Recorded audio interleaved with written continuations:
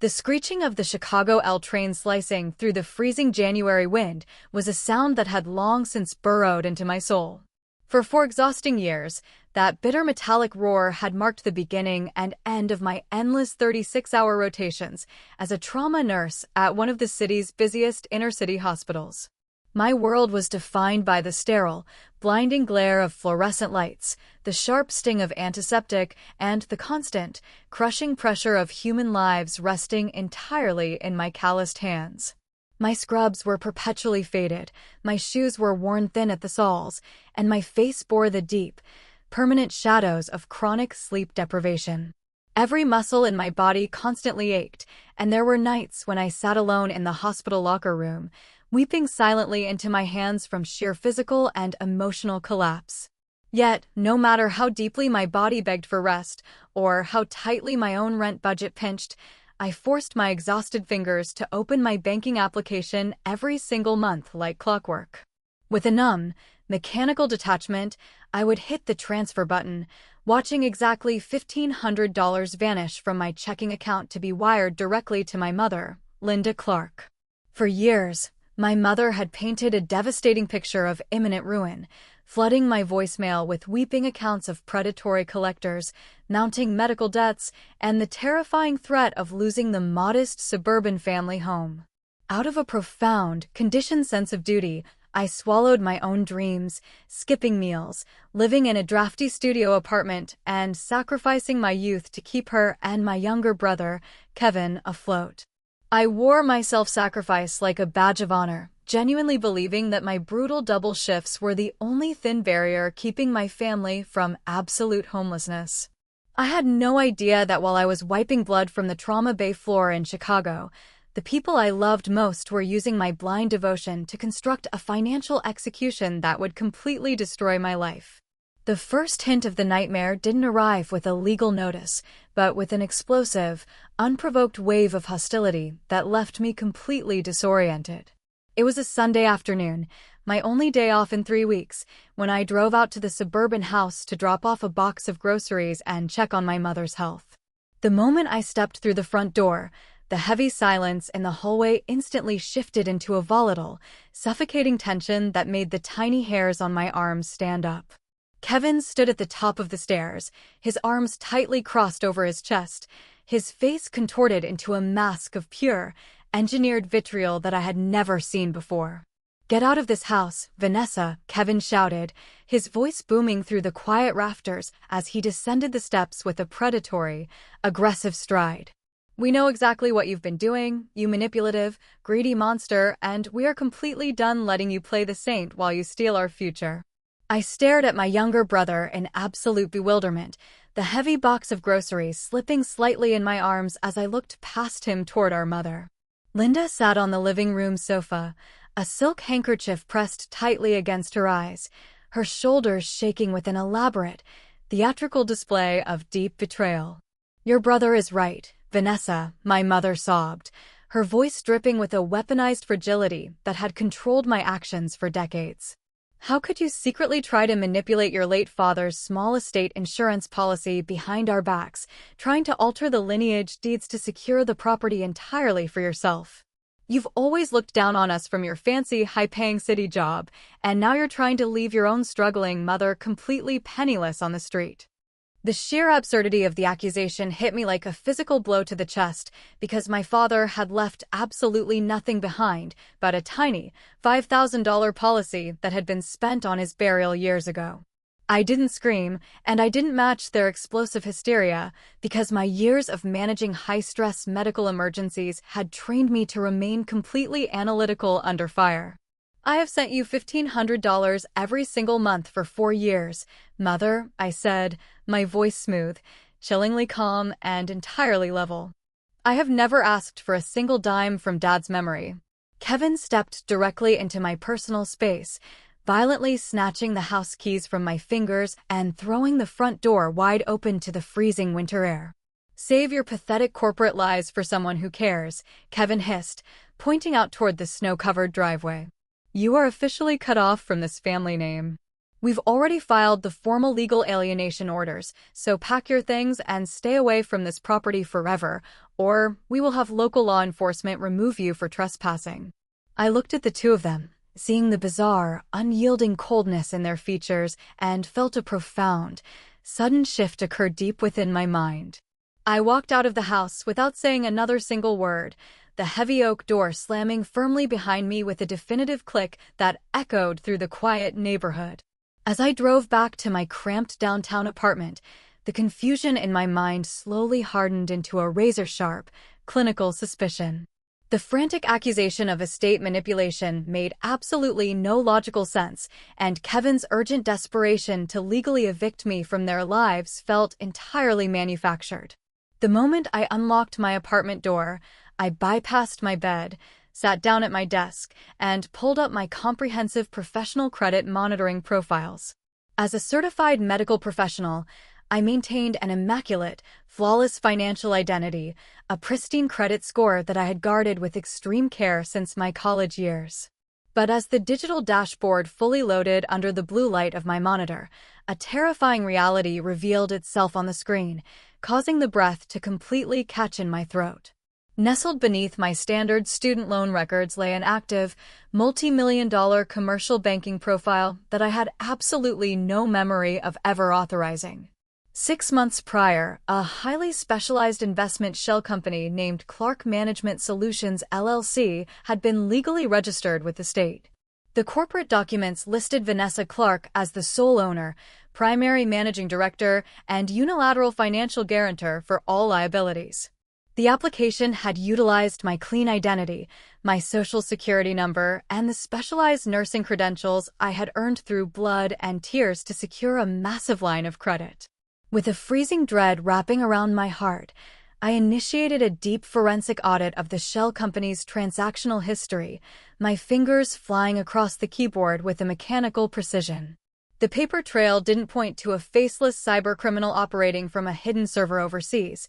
The master login tokens were linked directly to Kevin's personal smartphone and my mother's home computer. The devastating plot twist laid itself completely bare. My mother and brother were never the helpless victims of bad debts and predatory collectors. They had spent years weaving a complex web of financial lies, using my $1,500 a month not to pay off medical bills, but to fund the operational costs of a fraudulent corporate entity. They had used my pristine name and clean credit profile to systematically siphon huge commercial loans, routing the capital through dummy accounts to fund an extravagant, hidden lifestyle. But the true depravity of their criminal conspiracy was revealed in the secondary ledger of the commercial credit line. The shell company had recently accumulated over $380,000 in high-risk, speculative trading debts that had completely defaulted. The bank had issued a final, 30-day liquidation demand, and the entire multi-layered structure was on the absolute verge of a catastrophic federal collapse. Kevin's sudden, explosive accusation at the house wasn't a misunderstanding. It was a highly calculated, engineered distraction designed to alienate and evict me from the family. They needed to create a permanent, public paper trail of severe family hostility and legal estrangement right before they allowed the fraudulent company to completely default. By pushing me away and filing alienation records, they intended to claim that I was a rogue, vengeful daughter who had operated the fraudulent shell company in secret to ruin them.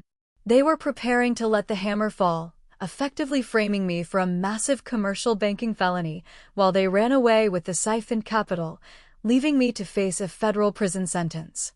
I sat in the dark for 3 hours, the cold blue light of the monitor reflecting in the dark glass of my window, my heart rate entirely steady as the survival instincts of a trauma nurse took complete control of my mind.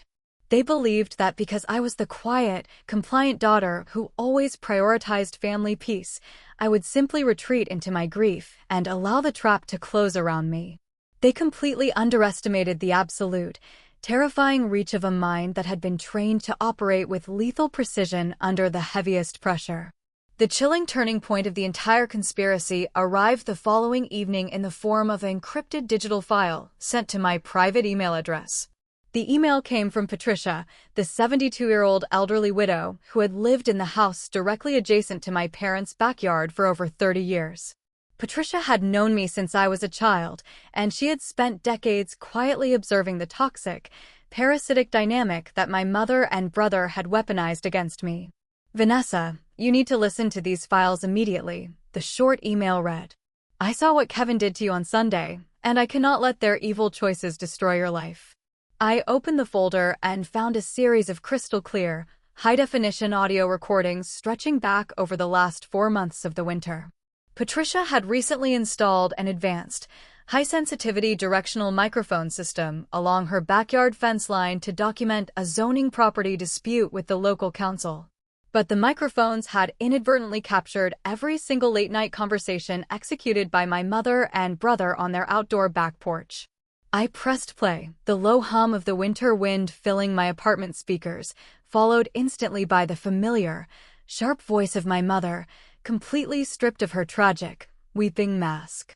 "Did you verify the signature overlays for the secondary $300,000 draw, Kevin?"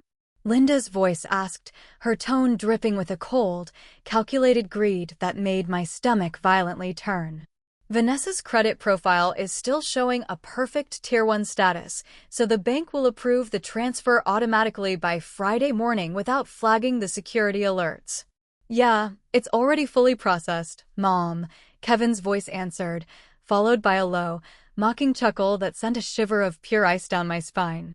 "The bank officer thinks Vanessa is expanding her medical consulting firm. The stupid nerd is completely clueless. She's currently working a 60-hour weekend shift at the ICU thinking her $1,500 is saving your house. She actually looked guilty when I told her you were skipping meals to pay the property taxes. It's hilarious how easy it is to pull her strings with a little bit of maternal tears." The audio file transitioned to a recording captured just 3 days before the blowout, the raw greed in their words laying out the exact timeline of their final betrayal. "The default notice is coming from the federal regulators next week, Mom. We need to execute the eviction play now," Kevin stated, his voice sharp and businesslike. "The moment Vanessa steps foot on the property this Sunday, I'm going to scream that she's trying to steal the inheritance and throw her out in front of the neighbors. We'll file the estrangement papers with the local courthouse the next morning, so when the feds audit the Clark Solutions shell company and find the default, we can swear we haven't spoken to her in months. We'll tell them she stole our corporate identities to fund her city apartment. The paper trail will point directly to her nursing registration, and she'll be too busy fighting a fraud indictment to ever realize we took the Capitol. She can spend her 30s sitting in a state cell thinking about how important family loyalty is while we use the offshore corporate entity to buy the Florida condo." The recording faded into the quiet hum of the night air, leaving my apartment in an absolute, suffocating silence that felt like the calm right before a devastating storm. Hearing their voices explicitly detailing the calculated destruction of my life didn't break my spirit. It completely severed the final emotional ties that had bound me to their malice for a lifetime. They had traded my blood, my sweat, and my entire future for a handful of dirty capital and a condo in the sun, fully confident that my typical compliance would make me their perfect sacrificial lamb. I picked up my phone, my fingers steady as I dialed the private number of an elite corporate compliance and federal white-collar defense attorney whom I had met through our hospital's executive legal board. The chessboard was officially flipped, the trap was fully mapped, and it was time to unleash a high-stakes legal execution that would completely obliterate their reality forever. The corporate legal pro-revenge commenced on a Tuesday morning with the silent, mathematical precision of an internal surgical extraction. My attorney, a formidable, unyielding specialist named Marcus Vance, immediately organized a high-level emergency briefing with the regional directors of the Financial Crimes Enforcement Network and federal fraud investigators. We walked into the secure federal boardroom downtown, my posture completely upright, my expression entirely serene as I laid the heavy black binders of evidence on the table. I presented the undisputed forensic paper trail, the historical timestamps matching the IP addresses of my mother's home router, the biometric forgery signatures on the commercial loan draws, and the transaction paths routing the stolen capital to their private offshore accounts. But the final, lethal blow was the delivery of Patricia's high-definition backyard audio recordings, the raw voices of Linda and Kevin explicitly confessing to federal bank fraud, identity theft, and criminal conspiracy. The federal investigators sat in absolute, breathless silence as the audio echoed through the room, the sheer perfection of the evidence leaving absolutely no room for legal defense or dispute. "This isn't just an estate argument," Ms. Clark, the lead federal agent stated, looking up at me with an expression of intense professional admiration. "This is a closed-loop federal indictment on a silver platter. We are executing immediate emergency asset preservation orders and freezing every single account associated with the Clark family name by noon today," he added, closing the folder with a heavy snap. I didn't stop there. I utilized my position as the sole legal primary guarantor of the Clark Management Solutions shell company to execute a total financial lockdown. With 3 swift clicks of my attorney's console, I froze all operational access, withdrew my nursing license credentials from the corporate registration, and initiated immediate voluntary default reports to every major credit bureau. I systematically pulled the plug on the entire parasitic ecosystem they had built on my back, leaving the empty shell company to crash violently into the ground before they could execute their escape. The devastating domino effect descended upon Linda and Kevin on a Thursday morning with the unstoppable, crushing velocity of a natural law. Federal agents and state police units arrived at the suburban family house with a convoy of marked vehicles, executing immediate arrest warrants and asset foreclosure orders. The neighbors gathered on the manicured sidewalks, watching in absolute fascination as my mother was led down her front steps in heavy steel handcuffs, her silk bathrobe staining with sweat as she shrieked in terror. Kevin followed directly behind her, his face a grotesque mask of pale ash, his body visibly shaking as the harsh reality of a federal bank fraud indictment slammed into his existence. Because the unassailable forensic evidence proved the property had been heavily cross-collateralized to fund an active, multi-layered criminal enterprise, the bank immediately initiated total foreclosure protocols on the family home. The unearned luxury lifestyle they had secretly cultivated with my stolen credit profile vanished entirely overnight, leaving them completely bankrupt and facing years of criminal prosecution in a federal court. The pacing of my life slowed down significantly over the subsequent months, allowing me to thoroughly absorb the deep, quiet satisfaction of true corporate and personal justice being delivered. I had officially resigned from my grueling trauma shifts in Chicago, using the thousands of dollars I saved from stopping my monthly $1,500 wire payments to fund a beautiful, independent destiny. I relocated to a stunning, historic city farther east, accepting an executive director position at a premium medical compliance firm that offered an exceptional salary and complete freedom. I bought a beautiful, sun-filled brownstone with massive floor-to-ceiling glass windows that looked out over a peaceful courtyard filled with ancient oak trees and fresh, wild lavender. The rooms inside my home were filled with soft jazz, beautiful literature, and the absolute, unshakable safety of a life where my boundaries would never be violated again. The final, bittersweet confrontation with my past occurred on a rainy afternoon when my legal intermediary forwarded a series of urgent, transcribed phone logs from the county jail facility. Because I had permanently blocked their numbers, my mother had been forced to use her single allotted legal call to leave a voicemail through my attorney's corporate registry. I sat on my plush velvet sofa, sipping a cup of hot chamomile tea as I opened the transcribed text logs, watching the desperate shift in their power dynamic play out on the screen. "Vanessa, please, you have to save us. Your own mother is begging you from a cold cell," the text transcription read, Linda's weaponized tears trying one final time to pierce my armor. "The bank took the house, everything we own has been liquidated, and your brother Kevin is facing 6 years in a maximum security prison if you don't withdraw the audio recordings. We only used your name because we were desperate to build a real legacy for the family. We were going to pay every single dollar back to you once the investments matured. I swear to God we were. You have a beautiful new corporate job in a safe city. You have everything. Please don't let your own bloodline rot in a state facility over a simple dispute about business paperwork." I stared at the words on the screen, looking at the frantic, pathetic begging of the woman who had happily planned to watch me spend my 30s behind bars for her own comfort. I didn't feel a single flash of malicious joy, and I didn't let a single wave of anger breach the deep, crystalline peace of my heart, because I knew that reality hadn't been caused by my revenge. The absolute destruction of their household was simply the natural, mathematical harvest of the bitter, greedy seeds they had planted over a lifetime of exploitation. They had spent decades treating my quiet compliance and deep kindness as a bottomless resource to be mined, fully confident that I would always bleed to keep them warm. I deleted the file with a single, gentle tap of my finger, letting the text dissolve into the digital void, leaving my sun-filled living room in absolute, permanent serenity. If you are listening to this story right now, and you are the child, the sibling, or the dedicated worker whose boundaries have been systematically walked over by the people who share your last name, hear me clearly. Your value is not defined by the absolute blindness or the predatory greed of a toxic household dynamic. Strength does not mean enduring emotional neglect, financial fraud, or identity theft for the sake of a fake family unity that only serves the thieves in your life. True power is born the exact moment you stop begging for the validation of people who trade love for currency, and you begin to use your own brilliant mind to establish unbreakable walls around your future. My legal victory was a flawless, airtight deployment of corporate compliance strategy that permanently shielded my hard work from the hands of criminals.